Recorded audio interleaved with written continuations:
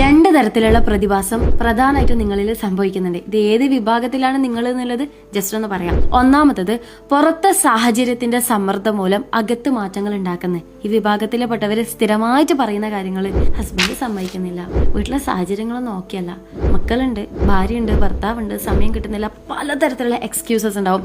Genuine ആണ്, ആരും എക്സ്ക്യൂസസിന് യാതൊരു കുറ്റവും പറയുന്നില്ല, ജെനുവിൻ ആണ്. അവർക്ക് പുറത്തെ സാഹചര്യങ്ങൾക്കനുസരിച്ചിട്ട് അവരുടെ അകത്ത് ഇമോഷൻസ് ആയിക്കോട്ടെ, എനർജി ആയിക്കോട്ടെ, ആഗ്രഹങ്ങളായിക്കോട്ടെ മാറി മറിഞ്ഞുകൊണ്ടിരിക്കും. രണ്ടാമത്തെ വിഭാഗം ആൾക്കാരുണ്ട്. ഇത് അധികമൊന്നും നമ്മുടെ നാട്ടിൽ കണ്ടുകിട്ടാനില്ല, പക്ഷെ കുറച്ച് ആൾക്കാരെ ഉണ്ടാവുള്ളൂ. അവരെ സംബന്ധിച്ചിടത്തോളം അകത്ത് ആഗ്രഹത്തിന്റെ സമ്മർദ്ദം മൂലം പുറത്തെ സാഹചര്യങ്ങൾ അവർക്ക് മാറ്റാൻ വേണ്ടി പറ്റും. നിങ്ങൾക്ക് മാറ്റാൻ പറ്റില്ല എന്ന് നിങ്ങൾ വിചാരിക്കുന്ന എക്സ്റ്റേണൽ ഫാക്ടേഴ്സിനെയൊക്കെ നിങ്ങൾക്ക് മാറ്റാൻ വേണ്ടി പറ്റും.